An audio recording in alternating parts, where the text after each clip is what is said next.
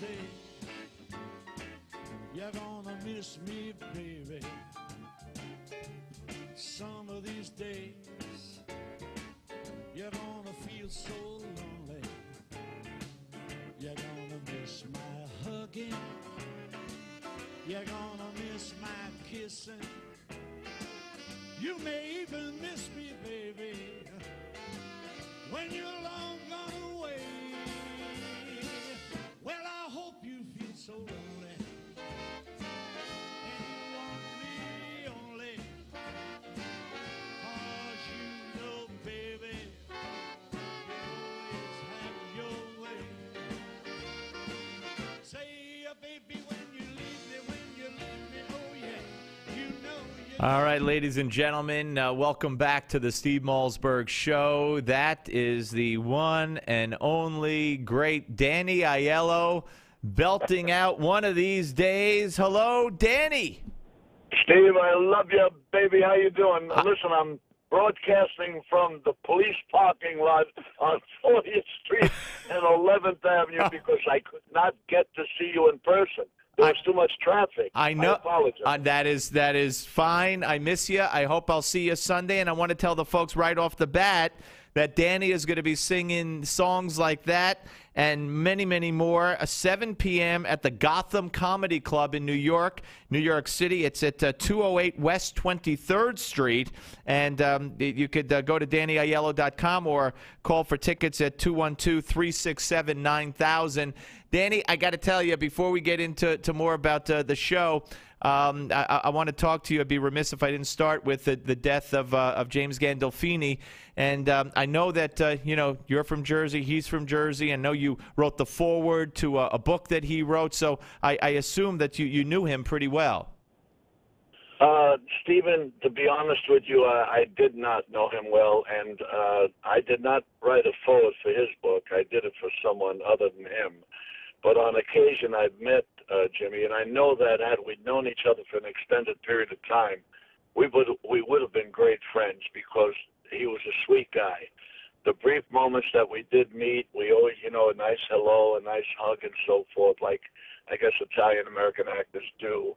And we were very cordial to each other, but I didn't know him as much as I wanted to. We simply didn't travel. We're actors, of course, but where he's doing a movie, I'm doing something else. Right. So we generally don't see each other. But my heart goes out to his family, to his children, to his wife, to his mom, and everyone, and anyone that's related to him. I know what they're going through now, and I can only say that because, as you know, Steve, my son Danny, 3, I lost him recently, the pancreatic cancer, which was a terrible surprise. It was an extraordinary happening because he was so young and so healthy and so beautiful, but it occurred. This year, we're sitting in another place last night, and there was a young girl with a computer. I hear her say something about someone died, and I said, "What are you talking about?" She said, "James Gandolfini died," and I immediately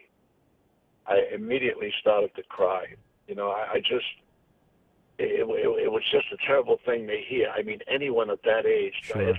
At any age, it's terrible, Steve, that someone passes, but this guy was so full of life, and there's nothing good about him passing away, but the fact that he was able to do this wonderful show for 7 years and leave behind so many fans that say such glorious things about him. And these are the things being said so wonderfully about him that are probably going to allow his family to rise above the terrible feelings they're going to get, because they're going to hear all these accolades about him and what he meant to the acting community, what he meant to HBO TV, what he meant to America at large. And let's go beyond that. All over Italy, I think that series continues to play as well. Yeah, no. So I don't want to be a downer, except that I love the guy, not knowing him as well as I wanted to, but knowing that he was the kind of guy that if he and I rubbed shoulders together, we would have been great friends. No, I could imagine, and you know, if I'm not mistaken, again, I think that your son did some. He was a great stuntman, among other things in the business, Yeah. and I think he did, at least in one episode of The Sopranos, did some work with them. Correct? Yeah, he did. He did quite a bit, and he knew him far better than I. And Danny is one of the most. God knows, he was one of the most beautiful kids. I mean, just everyone that I've ever met. He's done over 300 movies, you know, and he was loved by so many people. And that was a devastating loss for me and a lot of other people who certainly didn't know him as much as his father did, but loved him. Everywhere I go to this day, they almost make him feel alive to me, because everyone I bump in is telling me a different story about him. And the one common thing every story has attached to it is that he was the greatest guy that they ever met. Men, women, stunt people, they still keep in touch with me even now, and it's been 2 years since Danny passed. The other thing that I want to tell you, Steve, is I wrote a foreword to Tony Lip. Tony Lip, his book came out, I think, Shut Up and Eat. I think that's what it was called. Yes. And, yeah, and Tony passed away just last year, as a matter of fact, and two Sopranos. Tony was one of the bosses in The Sopranos. Yeah, and that's where I think I got confused. That's where I think I got confused, Danny, because if I'm not mistaken, and I might be again, I think they might have co-authored that book together or something. I thought you know something? Yes, you're absolutely right. Okay. Jimmy was involved in some of the writing of that book. There's no question about it. Yeah. So that's right. You know, kid, I have a my boy Steve. I call you kid because you're such a baby. You're such a beautiful baby. You come to see me sing. If you can tolerate that, you got to be special. Let me tell you something. Let me tell you something. You are godlike, and I mean that in the most complimentary terms, without any disrespect to anybody's religion at all. In my household, in my the extended family households, and so many people that I talk to. I brought dear friends to see you in The Shoemaker, and you were I mean, not only was that play that you were in, The Shoemaker, was so riveting and wonderful, and I was praying that it would wind up on Broadway I mean, it would have been a huge hit, but you afterward met with us and my friends, embraced them like you knew them forever. I mean, you are such a not only a mensch, but just a wonderful human being, and people should all know the real Danny Aiello. I'm telling you. Thank you, Stevie. They're going to know a lot about me. I cannot mention who the publisher is, but it's huge. A book is coming out. They're doing great segments of my life, and it's a major publisher.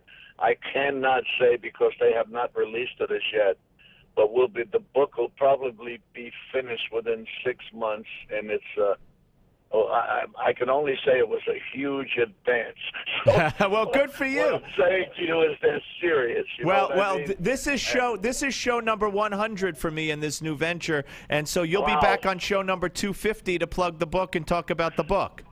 Absolutely, And listen, about the singing, just to let you know that the audience, I don't want them to think this is a vanity thing with singing. I love to sing. And I have 4 albums out, and we're about to go on our 5th. But my first album, as you know, Steve, hit number 4 on Billboard's traditional jazz chart. Yep. And my other albums got 5 stars on the internet. You know, we got videos all over the internet. I'm like some young dude jumping around. And, of course, my last album, which is called Bridges, is with me and a rapper. Now, you know, Steve, I hate rap.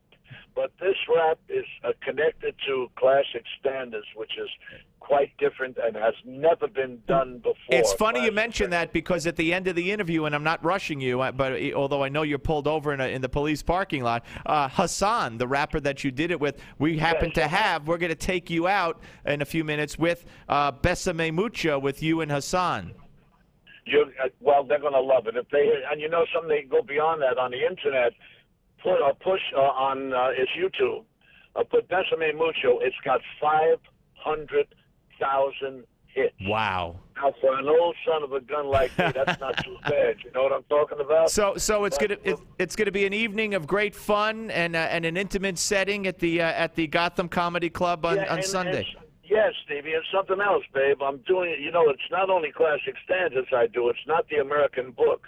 I do things like Lady in Red. I do Magic Moment. I do Bells of St. Mary. It's an eclectic kind of performance. I don't want them to think it's a predictable one. Right. I'm going to sing songs like Krista Berg wrote, some brand new songs that we have.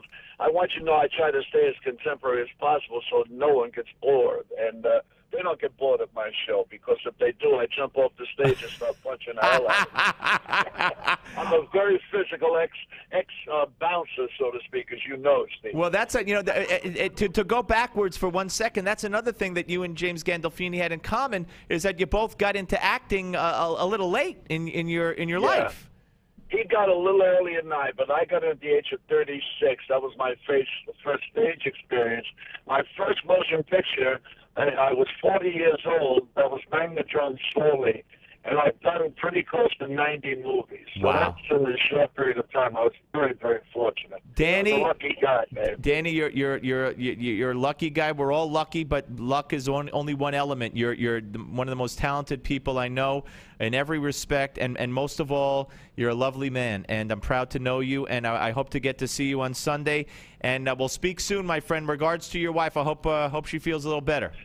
Davey, I love you, and I thank you so much. And please, audience, come to see me at Gotham, because I'm going to kill for you. Okay. Or I'll kill you.